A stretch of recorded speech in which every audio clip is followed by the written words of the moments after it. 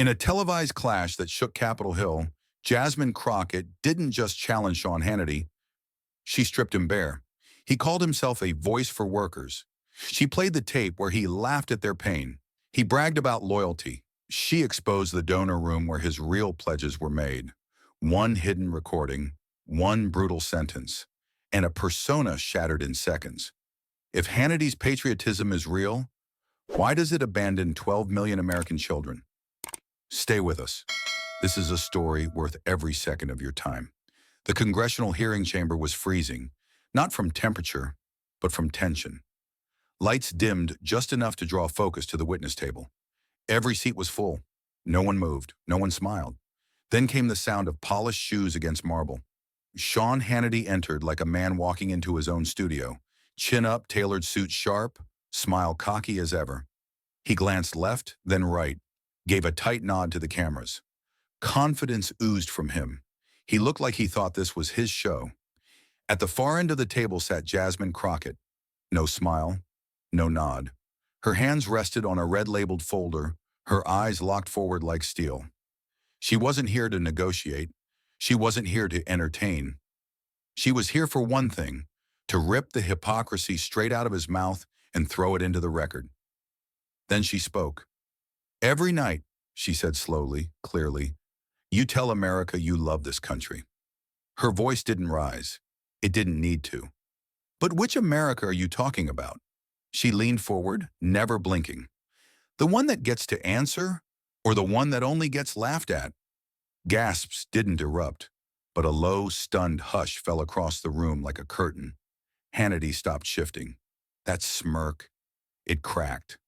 Behind her, the screen lit up. A clip played, Hannity on air, lips curling with contempt. A wave of people from Haiti who don't speak English and don't want to work. His own voice, his own words. No editing, no commentary, just the tape. The camera cut back to him. His jaw twitched. Then another clip. This one from Fox News 2021. Hannity again. "People in these inner cities, they're an economic drag on the rest of us." The words felt like a slap to the room. Director, cold, calculated. Crockett didn't flinch. She let the silence do its job. Hannity finally broke it. "I say the truth no one else dares to say," he said, leaning forward, trying to reclaim his footing. His voice was louder now, shaky beneath the surface. He looked straight at her, waiting for her to fold. She didn't blink. Instead, she delivered the blow without raising her voice. "Or maybe," she said sharply, "you're just saying the things no one else dares to laugh at, except you." The room stopped breathing. No shouting, no clapping, just stillness. And in that silence, something shifted. The smugness on Hannity's face faded. What remained was something raw, quieter. And for the first time, the cameras weren't protecting him. They were trapping him. And just when the air felt heavy with silence, Crockett leaned in, not to rest, but to strike again, this time with heat, grease, and a paycheck. The screen behind her changed once more. This time it didn't show immigrants or city streets. It showed a kitchen, specifically a fast food kitchen. Grease crackling, fluorescent lights buzzing, and workers in hairnets moving fast between fryers and counters. Then right on cue came a Fox News clip from 2014. On screen, Hannity sat behind his desk, laughing off a national protest where fast food workers were demanding $15 per hour. He scoffed into the mic with his signature smirk and said, "Why not $100 an hour then?" The clip ended, but the echo of it hung in the air, like an insult no one wanted to claim. The room didn't laugh. It didn't even breathe.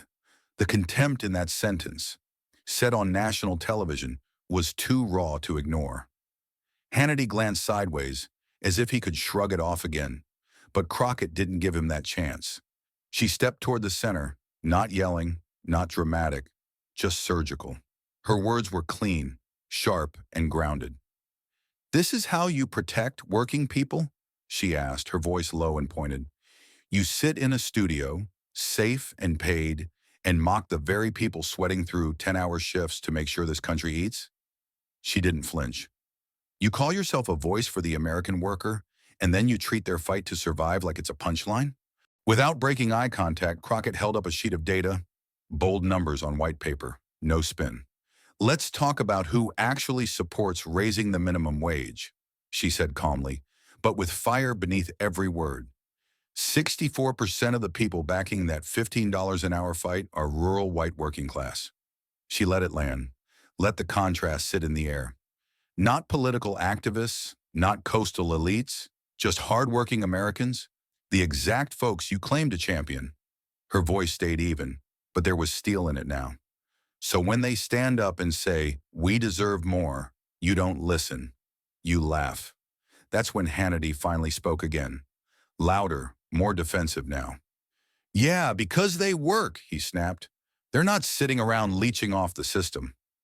He leaned back in his chair, arms crossed, like that was the end of it, like he'd scored a point. But the room didn't move. No one nodded. No one smiled. The words had landed, but not the way he hoped. He thought he was drawing a line. Instead, he drew fire. Crockett stepped in again, but this time she dropped her voice. Lower, slower, more direct. "And the people you just mocked?" she asked, not angry, but crystal clear. "What do you think they're doing? Sitting in jacuzzis? They're behind fryers, burned arms, greasy uniforms. They're clocking in at 6 in the morning and going home with sore backs and barely enough to cover rent." Her tone didn't change, but the room shifted with every word. "They're not dragging this country down. They're holding it up. They're frying your damn fries, and you laugh in their face for asking to live." And with that final line, she didn't shout. She didn't slam anything. She just stared at him, calm, firm, and unrelenting. The room was dead quiet, not because they were unsure, but because they had just watched someone walk into a hearing with power and walk out with truth wrapped around her fist like a weapon. But Jasmine wasn't done slicing through the mask, because next she pulled out the one thing no spin could escape, a recording. She reached into her folder without saying a word, her fingers deliberate, her expression unreadable. Then with a slight nod to the committee staff, the room filled with static. And then came a voice, grainy but unmistakable. Sean Hannity, speaking off camera, off guard, off the leash. The timestamp flashed briefly on the screen. Private fundraising dinner, September 2020. Then came the words, clear and damning.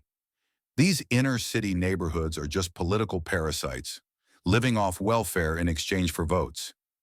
There was no reaction from Jasmine. She didn't need to speak. The audio did it for her. The silence that followed wasn't stunned. It was suffocating. People shifted in their seats, but no one looked at Hannity. Not yet. He didn't flinch at first, but something in his face changed. The polished mask began to crack, not in pieces, but in subtle ways. A twitch of the jaw, a break in eye contact, a sudden blink. The line he thought he could bury in a back room had just echoed across the record of Congress. And Jasmine was already stepping forward to finish what that tape had started. She turned fully toward him now, eyes locked in. Her voice came low, but carried weight like a sledgehammer wrapped in velvet.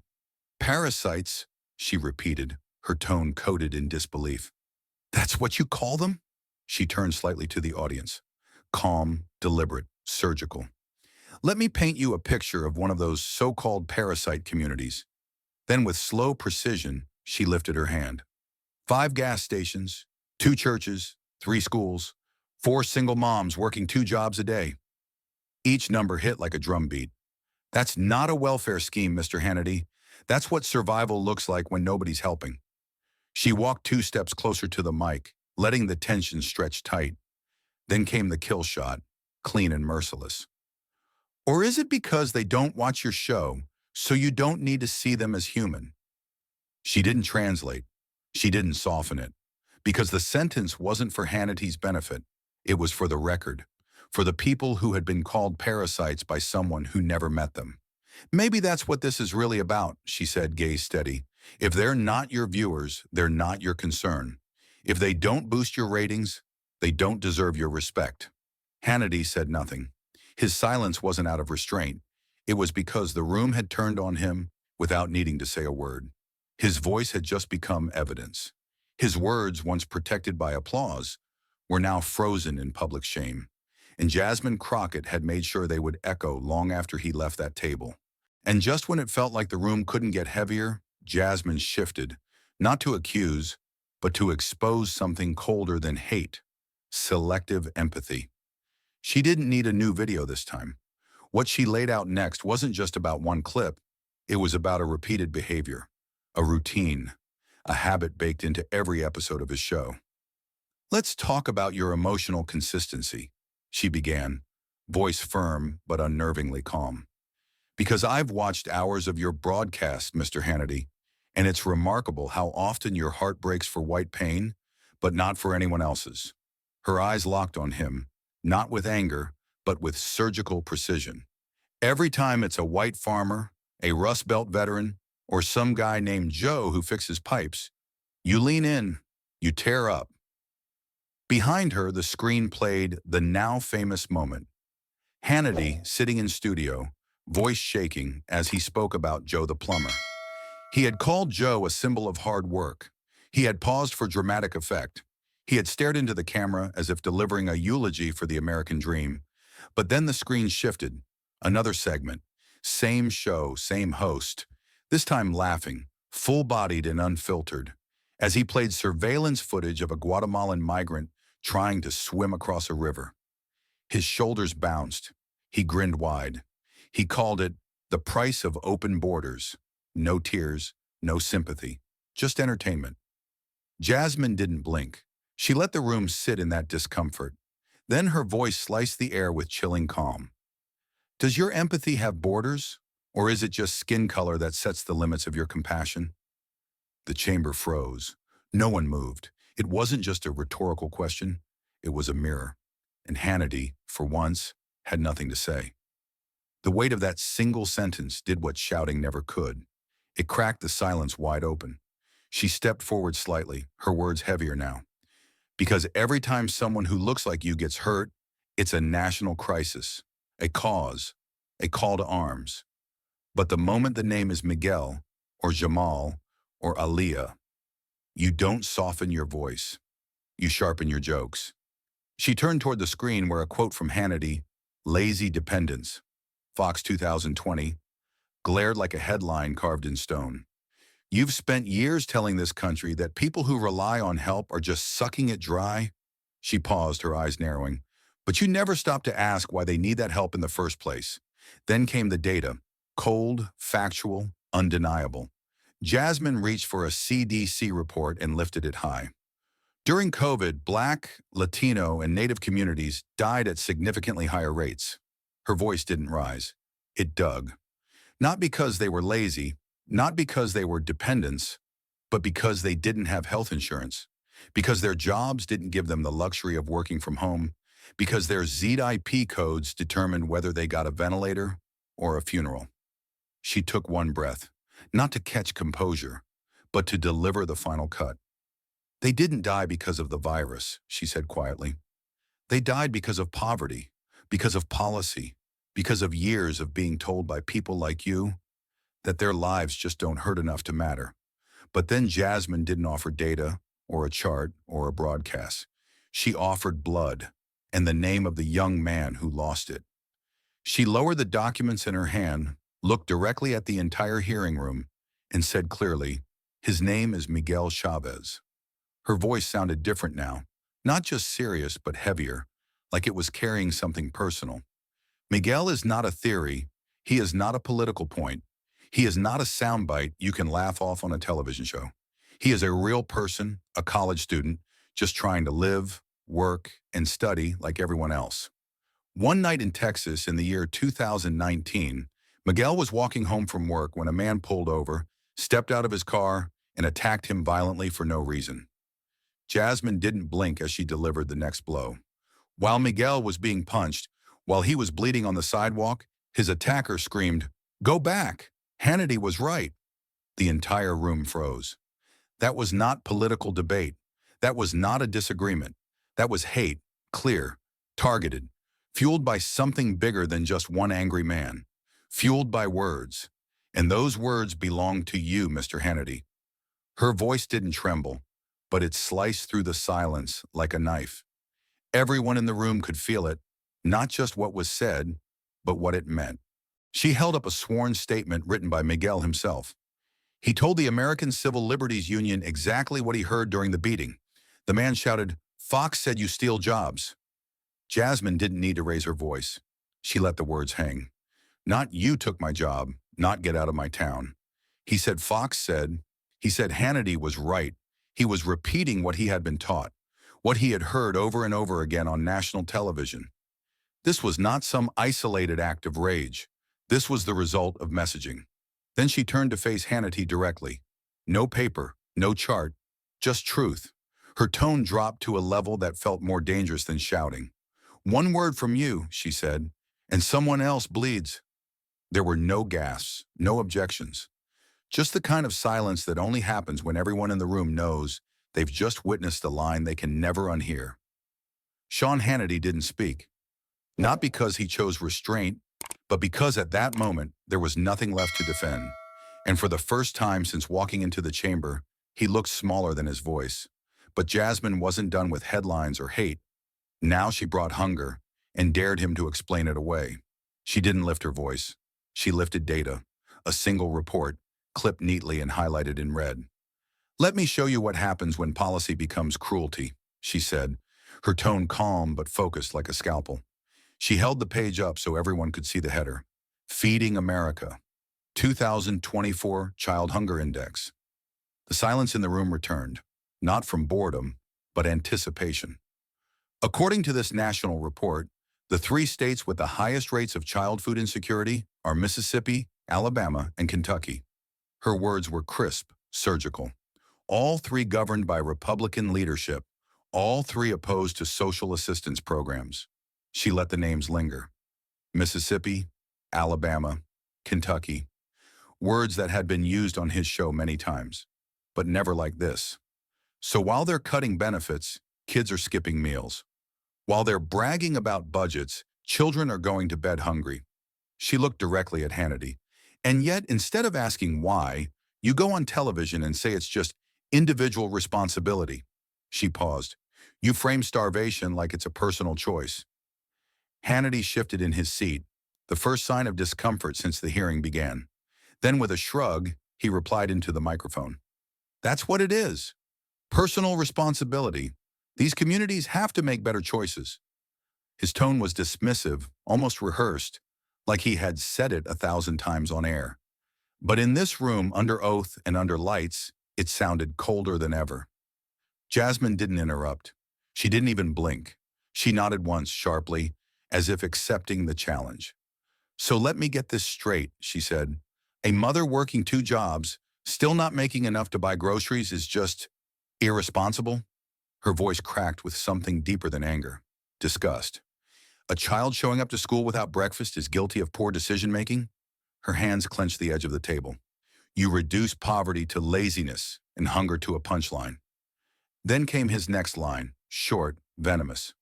"Those programs aren't helping anyone. They're just bribes for votes." The sentence hit like a slap across the chamber. Even some staffers looked up from their notes. Bribes. That was the word he chose. To describe food.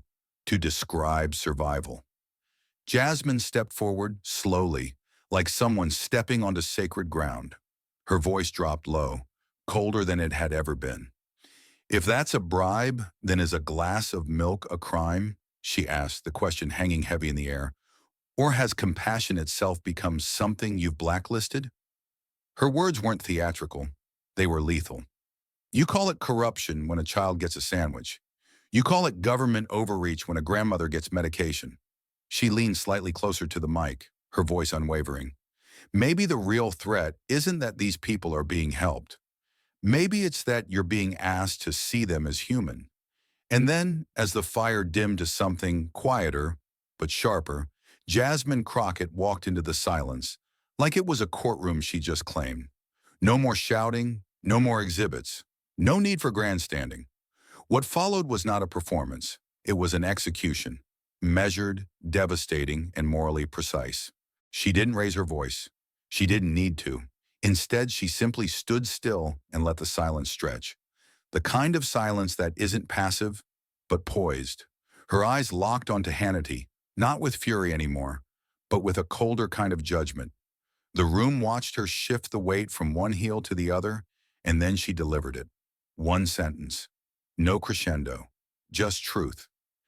Patriotism isn't about pounding your chest. It's about bowing your head to pain that isn't your own. The moment those words left her mouth, something shifted. They didn't ricochet, they sank. Straight into the walls, into the wood, into the still air that no longer carried debate, but reckoning. Cameras zoomed in, but even the lens seemed hesitant. And Hannity, who had made a living out of filling air with noise, suddenly had nothing left to say. His lips pressed together, jaw locked, eyes nowhere. Then the screen behind Jasmine flickered again. But it wasn't another chart or clip. It was a photo, raw, still, and cruelly real. A grainy image that no spin could clean. A family of 5 stood outside a small home in rural Mississippi. The grass was scorched. The boards of the porch sagged. The roof was patched with rust and tarp, and in each of their hands, buckets. Some cracked, some stained, none of them filled. There was no running water in the house, no plumbing, no filtration. And this wasn't a photo from decades ago. This was now, present day, in the world's richest nation. Jasmine didn't dramatize it. She didn't need to. She simply lifted one finger toward the screen and said, "That's the family you called a bad life choice." The air went razor thin. You could hear the faint hum of the monitors. She paused for half a beat, long enough for the weight of her words to settle in. That's what you reduced an entire childhood to. 2 words. There was no commentary, no rebuttal, no defense from Hannity. His face remained frozen, the way a man freezes when the truth doesn't just cut, but exposes. He didn't blink, didn't twitch, didn't speak. Because what could he say? This was no longer a discussion about policy. It was a confrontation with the consequences of contempt. And Jasmine made sure that contempt had a name, a face, and a cost. She stepped forward, just slightly, enough to shift the balance of power in the room without a word. Her voice lifted only enough to be unmistakably heard, yet still low, like a whisper meant for everyone. Have you ever tried listening not to argue, but to understand? The question was soft, but it hit like a courtroom gavel. Because it wasn't hypothetical, it was personal. It asked not for information, but for introspection. Have you ever stepped into the streets you call trash? Or do you just watch them through a screen and write a verdict from 30 miles away? The moment hung in the air. These weren't rhetorical flourishes. These were knives wrapped in silk, and the room knew it. She wasn't just exposing a talking head. She was indicting a system of cruelty passed off as commentary, of detachment dressed up as analysis. And with every word, she reclaimed ground that had been eroded by decades of media gaslighting and moral laziness. Hannity didn't even reach for a pen, didn't clear his throat.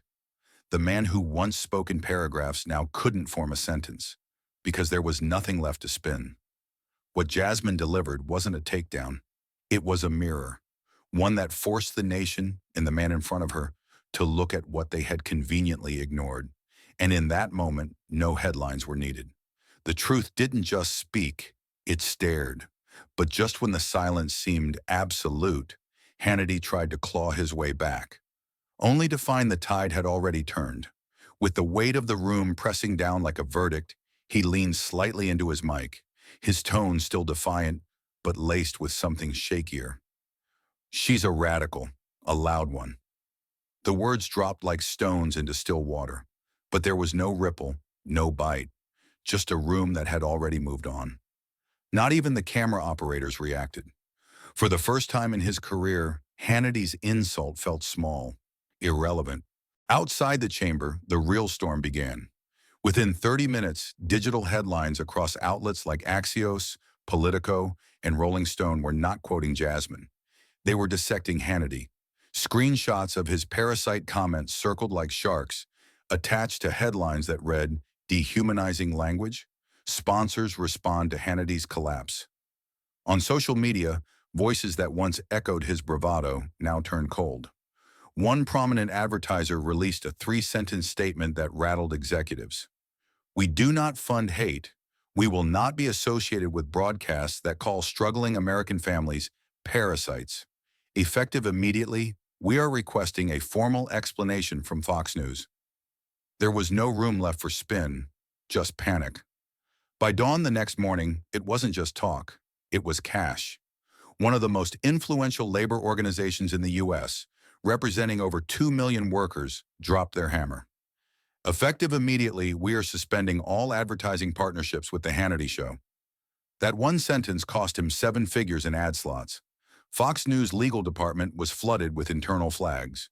One insider, speaking anonymously, said the word liability was used 17 times in one emergency call. The tone wasn't angry, it was scared. Capitol Hill wasn't quiet either. 4 lawmakers, 2 Democrats, 2 Republicans, held a joint press conference that lasted only 6 minutes, but sent shockwaves through the media.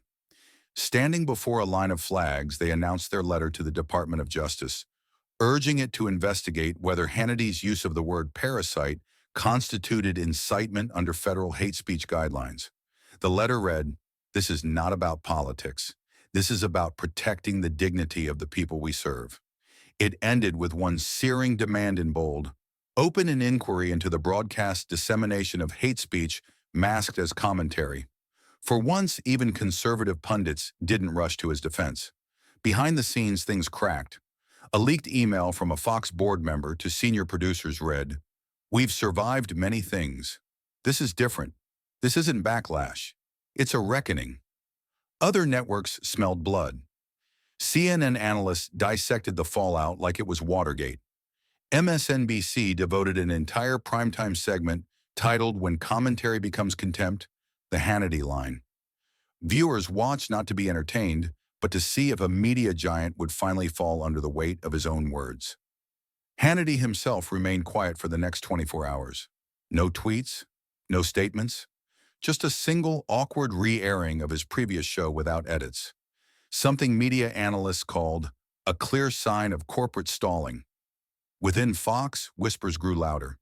Ratings hadn't plummeted yet, but affiliate stations were already asking for backup segments in case sponsors demanded temporary blackouts. And in legal circles, former FCC officials hinted that this might trigger a regulatory response. The man once untouchable was now surrounded by growing silence and sharpened knives. And yet the most cutting moment came not from courtrooms or sponsors, but from viewers. Call-in lines were flooded, but this time they weren't cheering. One retired school teacher from South Carolina was aired live saying, "I've watched Sean for 20 years. I believed in his voice. But calling those kids in Mississippi a bad life choice? That wasn't journalism. That was cruelty." It hit harder than any headline because it came from his base, the people who once trusted him to speak for them. Now even they were turning away. But the true aftershock didn't come from cable news or congressional memos. It came from kitchen tables, quiet bedrooms, and glowing phone screens all across America. One comment on the congressional hearings replay wasn't loud. It didn't need to be. It was short, but it struck like a confession whispered to a priest. "I used to listen to him every night." That line sat there, alone, unspectacular, until the second sentence dropped like a crack in the foundation. "Now I see I was part of the cruelty." No yelling, no hashtags, just a quiet implosion of someone realizing they'd mistaken propaganda for truth and comfort for conscience. The comment was soon pinned, not by a moderator, but by hundreds of upvotes rising like a wave. Replies flooded in, not to argue but to agree. "I defended his rants at Thanksgiving like they were gospel," one woman admitted. "Turns out I was just parroting hate in a better suit." There were no political rants, no party slogans, just people peeling back their own blinders with trembling hands. Someone else typed, "He said people were lazy. I said he's got a point." I didn't know I was nodding at families with no plumbing. Dozens of others followed. It wasn't outrage, it was awakening. And it was spreading, one reckoning at a time. Then came the letter. Not an email, not a tweet. A real letter. Creased, weathered, sent in a plain white envelope. It arrived at Jasmine Crockett's office 2 days after the hearing, postmarked from Selma, Alabama. No return name, just a first line that silenced the entire room when an aide read it aloud. They called me a parasite. You called me a citizen. The room went still. This wasn't politics anymore. This was someone reclaiming their dignity, one sentence at a time. The letter was handwritten in blue ink, with neat cursive pressed firmly into the paper. I'm a mother of three, it read, working 2 jobs just to keep food on the table. He sat in a studio and called women like me parasites, and for years I believed him. Then came the line underlined in red pen. You called me a citizen. A staffer had to pause before finishing the last part. Thank you. Thank you for reminding me I'm not disgusting just because I'm poor. No press conference, no camera crews. But that moment, it broke everyone in the room. Jasmine didn't post the letter. She didn't need to. Instead, later that night, she quietly posted a photo of the envelope alone. No name, no return address. Just the hand-scribbled words across the front. To Congresswoman Jasmine Crockett. Her caption said only, "We see you, and we hear you." It was shared over 2 million times in under 24 hours. Not because it was clever, but because it was raw. For once, politics didn't feel like a game. It felt like survival being witnessed. And just when it seemed like the echoes would fade, the hearing found a second life. This time on every screen in America. The clip wasn't buried in late-night segments or tucked into quick commentary. It led the hour. CNN played it in full, opening prime time with Jasmine's voice ringing across living rooms from coast to coast. MSNBC followed, not cutting for commercials, letting her questions hang unbroken. PBS went further, running the segment twice in the same evening with a panel of scholars unpacking every line. The networks weren't debating if it mattered. They were treating it as history in motion. And millions of Americans, flipping through channels, saw the same thing. A moment that couldn't be spun away. On CNN, the headline in bold across the ticker read, "Patriotism and Pain, Crockett vs. Hannity." Analysts leaned in, rewatching the moment she said, "Patriotism isn't about pounding your chest. It's about bowing your head to pain that isn't your own." One anchor said plainly, that wasn't just a line. It was a rebuke to an entire way of thinking. Viewers tweeted, texted, recorded it on their phones. Some said it felt like a courtroom cross-examination. Others said it felt like a sermon.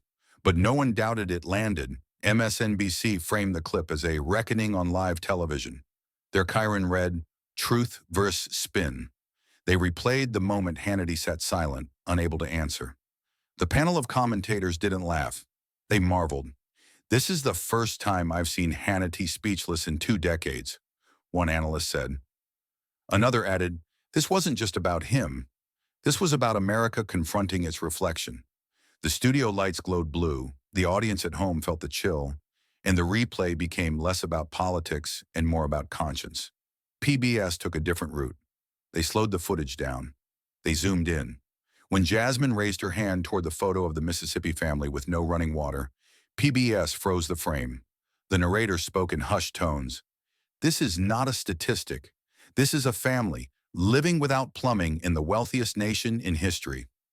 Professors and students sat in the post-broadcast panel, nodding gravely. One professor remarked, "This is the language of dehumanization made visible and challenged in real time." And in that moment, the hearing crossed over from politics into pedagogy. It didn't stop with television. Within 48 hours, major universities began circulating the clip in emails to their faculty. Harvard's Kennedy School of Government added it to a seminar on media ethics. Yale's sociology department included it in a lecture series on systemic inequality. At Howard University, professors played it for first-year law students, pausing the footage at the moment Jasmine asked, "Have you ever tried listening not to argue, but to understand?" Students scribbled notes, some shaking their heads, others looking stunned. The clip was no longer a broadcast, it was a case study. Professors used the replay like evidence in a trial. At Columbia Journalism School, the lesson was titled, "When Commentary Becomes Contempt." Students watched Hannity laugh at migrants in one frame, then sit silent as Jasmine delivered her indictment in the next. The assignment was simple. Analyze the cost of words. One student said, "It's one thing to read about bias in media, it's another to see it dismantled live." At Stanford, a professor added, "This is why history remembers the hearings, not the headlines."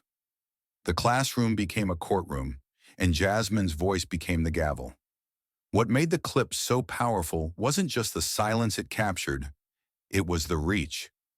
PBS uploaded it to their public archive, and within days it was downloaded over 500,000 times by schools, libraries, and research institutions.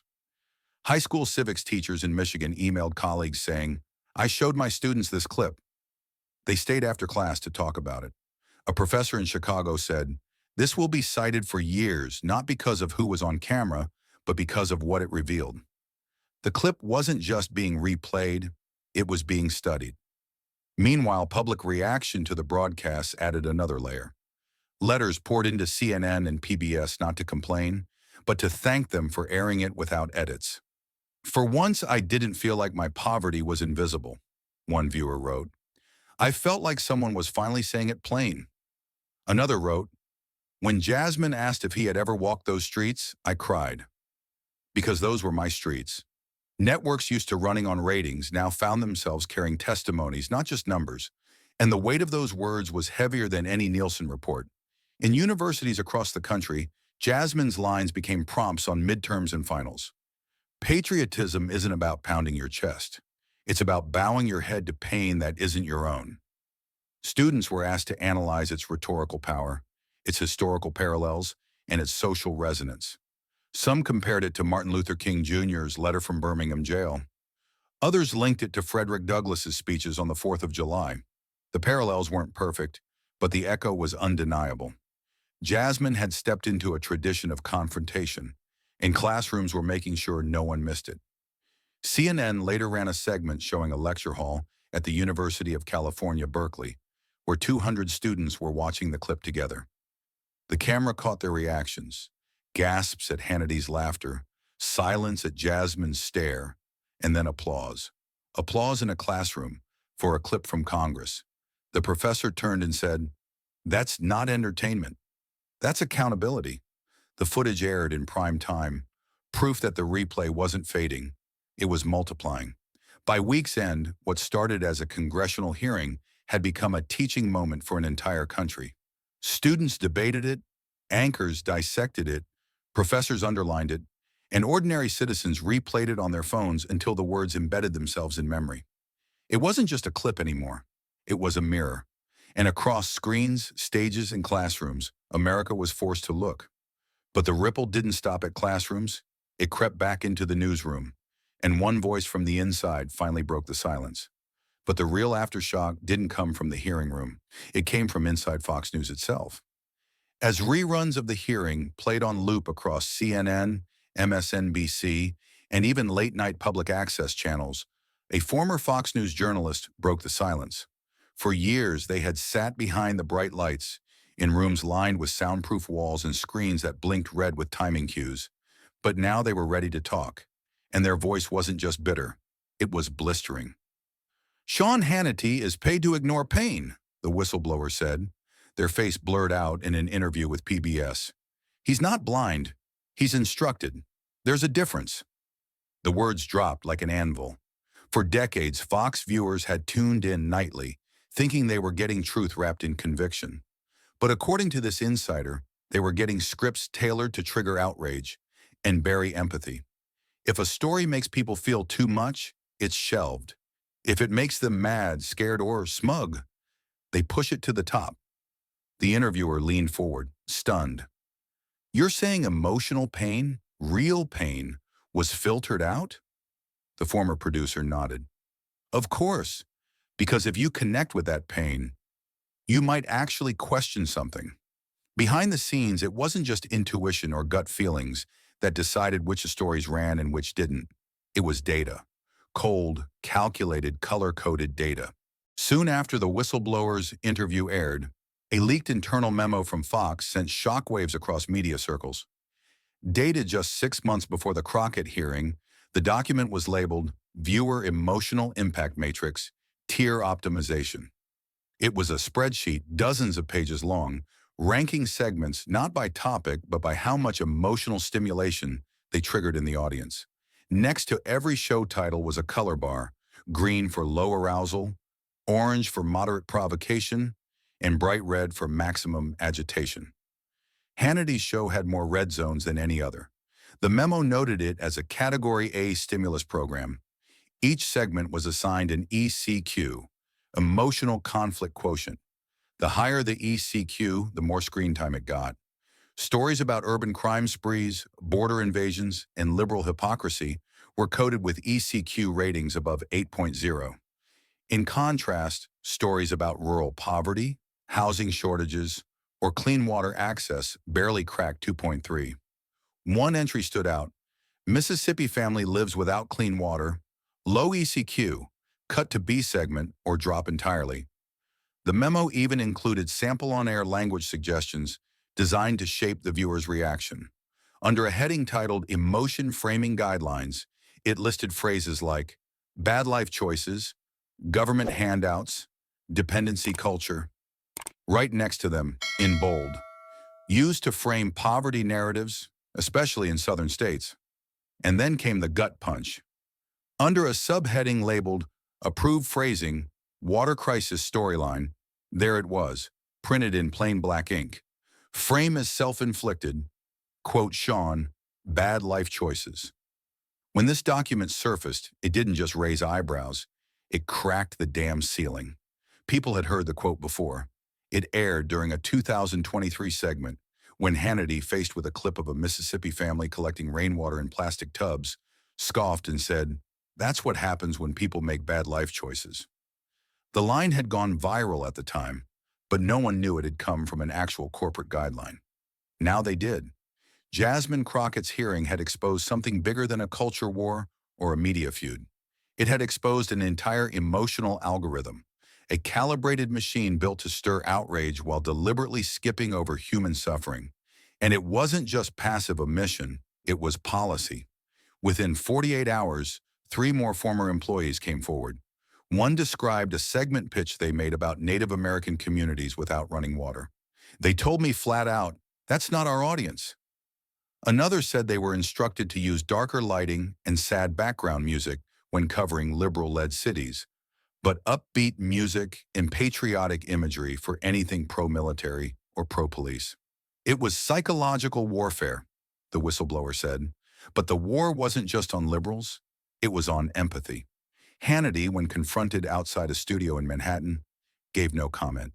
His security detail blocked reporters, and his legal team issued a generic statement dismissing fabricated documents and politically motivated attacks. But the public wasn't buying it.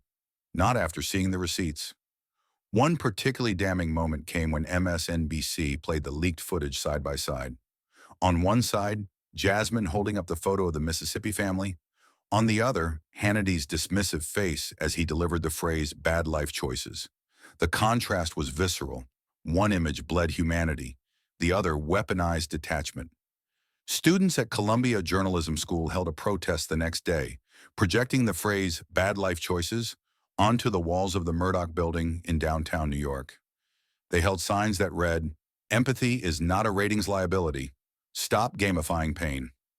Meanwhile, professors at Stanford and Berkeley added Jasmine's testimony and the Fox whistleblower footage into their media ethics curriculum. One syllabus note read, "This case will be studied not as a failure of journalism, but as its disintegration into theater." Public outrage intensified when a digital forensics firm verified the document's authenticity. The font, timestamp metadata, and internal reference codes matched known Fox administrative formats. There was no denying it now. And through it all, Jasmine Crockett remained silent. She didn't need to respond. The echo of her words and the evidence she carried were doing the talking for her. That single image of a family using buckets to bathe, while a multimillionaire anchor sneered from a Manhattan studio, had lodged itself into the nation's conscience. It wasn't just a clash of narratives. It was a moral reckoning. Because what Jasmine had exposed wasn't just one man's cruelty, it was a system's design. And that system had just been caught red-handed, measuring pain not by truth, but by how profitable it could be to ignore. The silence after the staffer's leaked rating sheet felt like a punch in the throat. The room hadn't recovered. The image of a misery meter used to game pain for profits was still hanging in the air like smoke from a burned-down truth. Some leaned forward, waiting for another voice. Others looked away, suddenly ashamed to be in the same building that hosted this show. And that's when Jasmine Crockett stood up. No podium, no spotlight, just a woman in a simple navy blazer, walking to the center of the room like it wasn't Congress but something far older, like a courtroom of the soul. She didn't raise her voice. She didn't need to. The moment she stepped forward, the air changed. No camera blinked. No page turned. Every eye in the room locked on her. "They call kindness weakness," she began, her voice quiet but flint sharp. "But it's indifference that brings down civilizations." No one moved. Even the Fox producers in the back row, who once smirked during testimony, now stared ahead like statues. The quote didn't echo.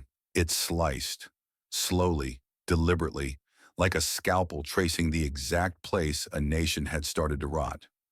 Her gaze swept across the chamber, not in anger but in something colder. Disappointment, the kind that said, "You know better. You just forgot." She took a breath, then spoke again, this time with the weight of something personal. "When a man on television called me lazy because I was poor," she said, her tone cutting low and direct, "I didn't hear analysis. I heard a sentence." No response. None was needed. Her words hit like a gavel. For a second, it wasn't just about her anymore. It was about every child who sat quietly while their parents were mocked for working double shifts. About every single mom who skipped meals so her kids wouldn't have to. About every person told they were to blame for their own pain. She didn't flinch. "I heard a sentence." Someone exhaled too loudly in the back row. A congressman shifted uncomfortably in his chair. But Jasmine didn't stop. She stepped forward once more. Slow, calm, deliberate. "You want a patriotic show?" she asked, her voice steady. "Let me give you one." She paused, letting that challenge sit like thunder waiting to strike. Then she looked directly at Hannity's empty seat. Her words were a blade now. "Who taught you that empathy is the opposite of patriotism?" she asked, her voice still low, still firm. "Because where I grew up, patriotism meant not leaving anyone behind." There it was. The room didn't just fall silent. It sank, like a building losing oxygen. That last sentence wasn't a clapback. It wasn't even a rebuke. It was a verdict, delivered not from anger, but from something more dangerous. Clarity. No applause. No interruption. Just a collective stillness, as if everyone in the room suddenly realized they were part of the problem Jasmine just exposed. In the far left corner, a Fox intern put down her tablet. A producer rubbed his temple. One aide whispered to another, "That wasn't politics. That was truth." Jasmine didn't move. She didn't smile. She simply stood there, her face unreadable, like someone who had waited a lifetime to say what the cameras had never let her say before. But what haunted the room wasn't her voice. It was what she revealed without saying. Every quiet humiliation she carried, every label she'd endured, every neighborhood written off as a bad life choice, every mother told her kids asthma was just poor decision-making. It was all in the silence between her words, and that silence screamed. From the media bench, one older journalist whispered, "Damn." Another just wrote, "This isn't a hearing, this is a reckoning." Crockett's expression never wavered. Her eyes held the weight of something bigger than a rebuttal. She wasn't trying to win. She wasn't trying to clap back. She was trying to bury something, an old poisonous narrative that had lived too long without being called by its name. It was cruelty, dressed in a suit, sold as strategy, marketed as truth. And Jasmine had just lit the match. No slogans, no props, no yelling. Just 3 lines that burned louder than any headline. "They call kindness weakness, but it's indifference that brings down civilizations. When a man on television called me lazy because I was poor, I didn't hear analysis. I heard a sentence. Who taught you that empathy is the opposite of patriotism? Because where I grew up, patriotism meant not leaving anyone behind." She didn't drop the mic. She didn't need to. The mic dropped itself. And just like that, the room quieted. Not with silence, but with tension so thick it felt like oxygen had been replaced with static. Jasmine Crockett didn't raise her voice. She didn't slam the table. She didn't wave papers or point fingers. She simply took one step forward, slow, deliberate, and turned toward the entire room. The cameras adjusted focus instinctively. The press leaned in. Every senator on that dais looked down at her, not because they wanted to, but because the gravity of her presence demanded it. She stood alone in the center of the chamber. No allies flanking her, no aides whispering cues. Just her. Her hands rested calmly by her side, but her spine was a column of iron. Her voice, when it finally came, was not loud, but it cut sharper than anything that had been shouted all day. "They call compassion weakness," Jasmine began, her eyes moving from one face to the next. "But indifference is the collapse of civilization." The words hit like a fuse had just been lit. One sentence, one truth. And it didn't need statistics or legal citations to validate it, because it wasn't about logic. It was about something deeper, something every soul in that room had either forgotten or buried. She wasn't just addressing a committee. She was calling out a country. She took a slow breath before continuing, the next words aching with a different kind of weight. Her tone didn't crack, but behind the steel was a story carried for decades. "When a man on national television called me lazy because I was poor," she said, locking eyes with a senator known for making that exact remark, "I didn't hear analysis. I heard a sentence." The chamber rippled, not with noise, but with shifting eyes. A few glanced toward the senator in question, who now sat frozen, his jaw clenched, his pen unmoving above an untouched legal pad. Jasmine didn't stop. She couldn't stop, because this wasn't about politics anymore. This was personal. This was every little girl in South Dallas who skipped dinner so their brother could eat. This was every working mother who was told she needed to work harder while pulling 2 shifts. This was every student saddled with debt and blame for not climbing out fast enough. She stepped forward again, and this time her voice did rise, but only slightly, enough to make every camera tighten its frame, every viewer at home instinctively lean in. "Who taught you that empathy is the opposite of patriotism?" she asked, her tone now firm, unwavering. She let that question hang, just long enough for its meaning to take root. She didn't blink, didn't smile, didn't soften it. Then with one final breath, she delivered the blow that shook the room in ways no shouting ever could. "Because where I'm from, patriotism means you don't leave people behind." There was no applause, no gasp, just something heavier, stillness, real stillness, the kind that settles into the bones of a country and makes it remember who it promised to be. The silence afterward wasn't empty. It was dense. The kind of silence that doesn't come from a lack of words, but from an excess of truth. Even the stenographer had momentarily stopped typing, eyes wide, lips parted slightly. Members of Congress sat stunned, fingers frozen mid-note. One aide near the exit was seen quietly wiping her cheek, as if Jasmine had just echoed something she herself never had the courage to say aloud. The senator who once dismissed Jasmine as unprofessional was now shifting in her chair, visibly uncomfortable. Not because she was being attacked, but because Jasmine hadn't needed to attack. She had done something far more dangerous. She had revealed. And what she revealed wasn't a secret policy memo or a sealed file. What she revealed was a mirror that didn't distort, a mirror that forced every person in that chamber to reckon not with law, but with conscience. It wasn't just a speech, it was an indictment, not of party, but of posture, not of policy, but of perspective. Jasmine didn't say, "You failed." She asked, "When did we stop caring?" And that question doesn't fade with the news cycle. It lingers. It burns. Outside the chamber, the reporters were already whispering, not typing. Whispering. Because they knew this was no longer a debate over funding or ethics. This was about the soul of the system. Back inside, Jasmine remained in the center, unmoving, her final line still hanging in the air, like a bell that hadn't stopped ringing. "Because where I'm from, patriotism means you don't leave people behind." It wasn't just a sentence, it was a definition rewritten. Some tried to scribble counterpoints. Others adjusted their jackets, suddenly aware of how stiff they looked. One Republican aide seated along the wall quietly pressed pause on his audio recorder, as if admitting that nothing more powerful would be said that day. The chairman finally cleared his throat, but even his usual authority felt thinner now, because Jasmine hadn't shouted, she hadn't accused, she hadn't grandstanded. She had reminded them all, reminded America, what the job was supposed to be about. And in that moment, no one could look away. No one. Of all the echoes Jasmine left behind, none were louder than the silence that followed. That silence, deep, collective, reverent, wasn't just for what had been said, it was for what had been realized. And it was in that stillness that the message of this story began to take shape.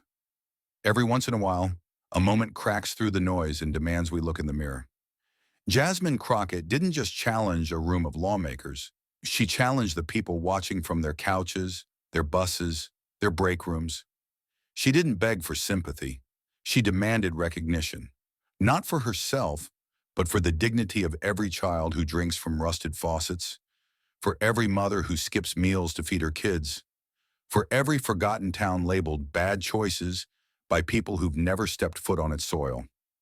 That wasn't just politics, it was a full-throated confrontation with a country that too often mistakes cruelty for strength. The truth Jasmine laid bare was never about policy points or committee procedures. It was about what we choose to see, and more importantly, what we choose to ignore. When Sean Hannity called poverty in Mississippi bad life choices, millions nodded along, not because they were heartless, but because indifference is easier than discomfort. But when Jasmine showed that same family, faces soft with love, proud despite hardship, surrounded by empty water jugs and cracked walls, the myth collapsed. That family didn't look like a mistake. They looked like America. It is convenient to blame the poor for their poverty. It helps the wealthy sleep better. But Jasmine reminded us that being poor in this country is not a character flaw. It's often the end result of systems rigged to keep power in the hands of the few. And when compassion is dismissed as weakness, when decency is mocked on national television, we are no longer debating politics. We are watching the slow erosion of our shared humanity. Her words pierced because they didn't come from a place of revenge. They came from lived truth. They call kindness weakness, but it's indifference that collapses civilizations.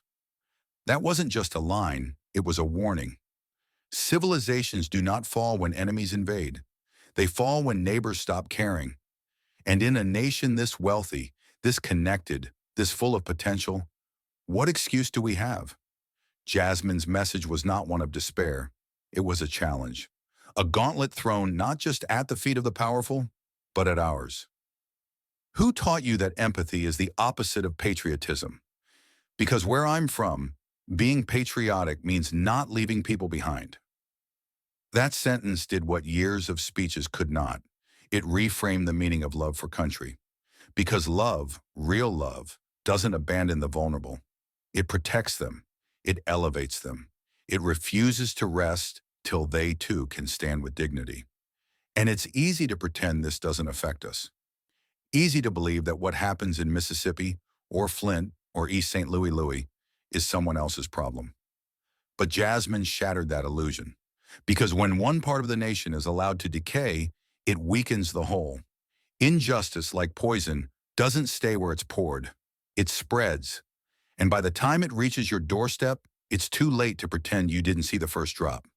That's why this moment matters, because it's not about one hearing or one lawmaker. It's about choosing who we want to be. Are we a country that mocks struggle on cable news? Or are we a nation that leans in when someone says, I need help? Jasmine reminded us that we don't need to agree on every solution, but we damn sure better agree on the problem. And the problem isn't poor people. It's systems that punish them for being born into the wrong zip code. This story is not over, because this moment, this one room, this one confrontation ignited something bigger than politics. It ignited memory. Memory of what it means to serve, to care, to carry each other when the weight becomes too much. Jasmine didn't win by outshouting anyone. She won by making people feel again. And in a time where outrage is cheap and empathy is rare, that might be the most revolutionary act of all. Let's be clear. There will always be those who try to spin her words, who'll say she was dramatic or emotional or playing a part. But those people are not the ones sleeping in trucks during winter. They're not the ones who've sat in hospital parking lots calculating whether to treat their child or feed them. They've never had to smile through shame. Jasmine spoke for them. She spoke for all of us who've had to stay silent to survive, and she showed what happens when silence ends. So where do we go from here? That's the real question. Because Jasmine did her part. She cracked the ceiling. She lit the fire. Now it's on us. On the teachers who see hungry eyes in their classrooms and bring an extra sandwich. On the nurses who treat without judgment. On the neighbors who check in. The workers who organize. The voters who pay attention. We don't need to be in Congress to be part of the change. We just need to care enough to start where we are. This wasn't just a story about politics. It was about people. It was about redefining power, not as dominance, but as responsibility. The power to notice, the power to speak, the power to act. Jasmine used hers. Now it's your turn, because in the end, history doesn't remember the noise. It remembers the echo. And the question is, what echo will you leave behind? The truth is, not everyone has a microphone. Not everyone has a seat at the table. But everyone has a choice. To look away or to lean in. To excuse cruelty or to confront it. To let shame dictate policy or to replace it with dignity. Jasmine didn't ask for applause. She asked for accountability. And maybe, just maybe, that's what being American actually means. She reminded us that being strong doesn't mean being silent, that standing up doesn't require permission, and that if we have the courage to name what's broken, we just might find the strength to fix it. So let this not be the end. Let it be a beginning. Let it be the day we remembered that justice doesn't trickle from the top. It rises from the ground, from every poor neighborhood, every ignored school, every forgotten name. Let it rise, let it roar, and let it carry the truth that Jasmine Crockett shouted without ever raising her voice. They call kindness weakness, but it's indifference that collapses civilizations. When a man on television calls me lazy because I'm poor, I don't hear analysis. I hear a sentence. Who taught you that empathy is the opposite of patriotism? Because where I'm from, being patriotic means not leaving people behind. Now the question is, will we leave her words behind, or will we carry them forward? Emotions were raw, but action was the only logical next step. That's when the mood shifted, from heartbreak to resolve. We've seen enough. We've watched leaders lie, mock the poor, weaponize their privilege, and treat suffering like a punchline. We've seen pundits call families lazy when their faucets spit brown water. We've seen billionaires laugh at kids with asthma, and we've stayed too quiet. But not anymore. Not after this. If you've made it this far, then the truth already hit you. The question now is, what will you do with it? Will you walk away, shake your head, and move on?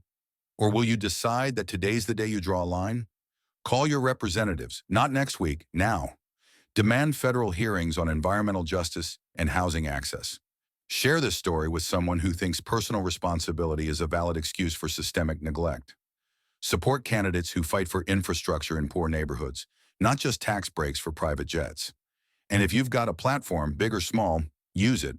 Because silence isn't neutral. Silence protects the ones with power and buries the ones without. And if you're waiting for a perfect hero to fix it all, wake up. Jasmine Crockett walked into that room alone so we wouldn't have to. Now it's our turn. Stand up, speak out, and never, never let them shame poverty again. Thank you for watching until this moment and for standing with us on this journey for justice. Your support means everything. Like, subscribe, and turn on notifications so you never miss what's next. And we'd love to hear your thoughts. Leave a comment below and let us know what moved you most in this story. Together, our voices make a difference.